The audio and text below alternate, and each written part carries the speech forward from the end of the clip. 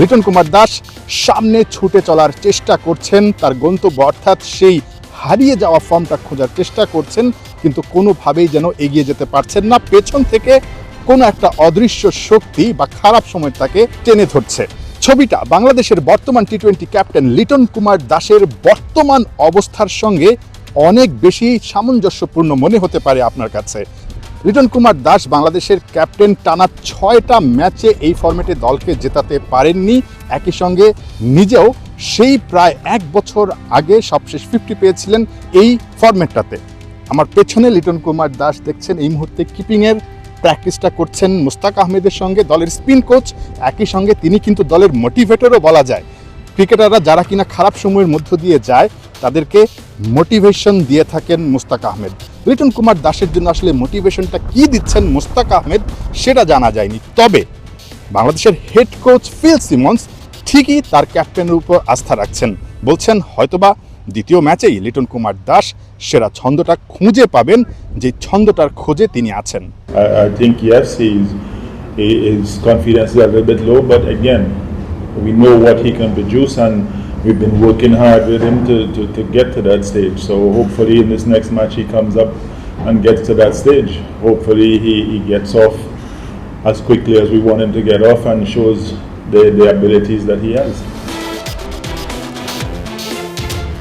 সবশেষ কবে লিটন কুমার দাসকে এমন হাস্যোজ্জ্বল দেখা গেছে সেটা কিন্তু গবেষণার বিষয়। এই হাসির সঙ্গে সঙ্গে তার ব্যাটটাও হাসুক, সেই প্রত্যাশাটাই সবাই করছে।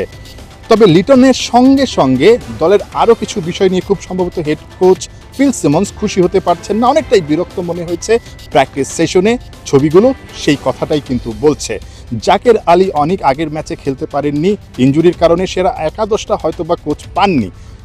ঠিক সেকেন্ড টি-20-র আগে জাকের আলী অনেককে দেখা গেছে ফিজিও কিংবা টিম ডক্টরদের সঙ্গে আলাদা করে প্র্যাকটিস সেশন করছেন, এবং খুব সম্ভবত তিনি সুস্থ হওয়ার পথে।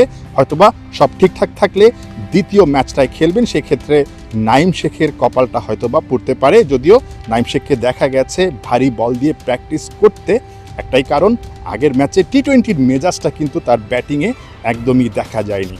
ইম্প্যাক্ট বা ইন্টেন্ট সবকিছুই আসলে দেখতে চায় কোচিং স্টাফ বা team management. Well, the next plan is to be better at the stuff that we weren't good enough at in the last game. I think we know that we have to get more runs, and we have to bowl better in the first 6. So I think the improvements are there, that we need to be doing certain things at certain levels for us to be competing with them. So that's what we're looking to do. Candy থেকে ডাম্বুলা, শহরটা বদলেছে, venue বদলেছে, wicket বদলেছে, কন্ডিশনটাও বদলেছে। বদলাবে কি বাংলাদেশের performance? এটাই হচ্ছে এখন সবচেয়ে বড় প্রশ্ন।